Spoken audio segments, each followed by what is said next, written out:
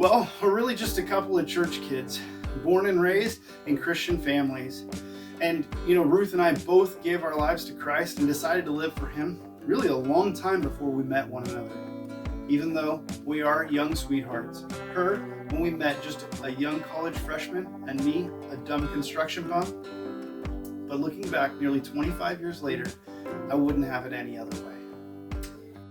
And while there's definitely been rough times along the way, and I'm sure there's more to come, we've grown so much together, and we're better people for the hard times that we've been through. We have two beautiful kids. Cassia is our oldest. She's about to turn 18 and graduate high school. And we have Gideon, our son, who is, oh my gosh, starting driver's ed. He's turning 15 this month. And it's just such an amazing thing to be blessed with our family. We really love them. Yeah, and we love our church family too. Ruth and I have always felt the call to serve in our local church. We've done that from teaching preschool all the way to college and even young marrieds. But about 6 years ago, God really flipped our call to service upside down, effectively telling us that we needed to close our construction business and go from full-time contracting and part-time ministry to full-time ministry and part-time, well, whatever else is required for us to survive. That's right. And ultimately it was that call that led us to Dare for More.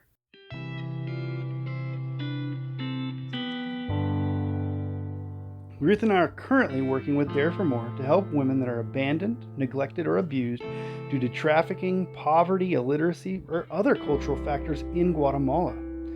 In order to share the gospel message and see women recognize their intrinsic value as we train them in a skill, we have 12-week in-home baking classes and year-long classes for sewing and textiles. It's also our prayer that by the end of 2023, we're going to be able to open the first Dare for More Safe House in Guatemala. This will be designed as a place of hope and a place of healing for women who are unsafe in their current living arrangements. We're watching God work in the lives of not just women that we're working with, but with their families as well. We're taking the commission of Matthew 28 to heart, and we're going into Guatemala and bringing the gospel message. We follow up with discipleship that is based upon the solid foundation of getting in the Word, praying on a regular basis, and being involved with other believers in a church community and family. It is our ultimate goal to see these women not just come to know the Lord, but to follow Him faithfully and lead others to do likewise. It has been very exciting to watch this happen.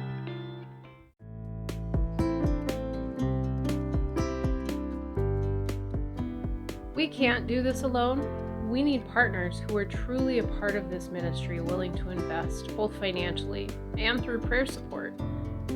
Your support, it means the world to us. God is continuing to challenge us with bigger and better plans for the future. He sets the pace and He makes the way. And as Romans 10 says, that way is teamwork. Some will go and some will send. I challenge you to sincerely ask God about investing in what He is doing through Dare for More in Guatemala. Finances come and finances go, but the kingdom of God will last forever.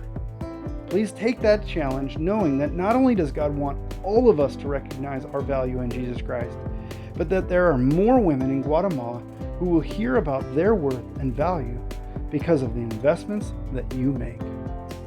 Thanks.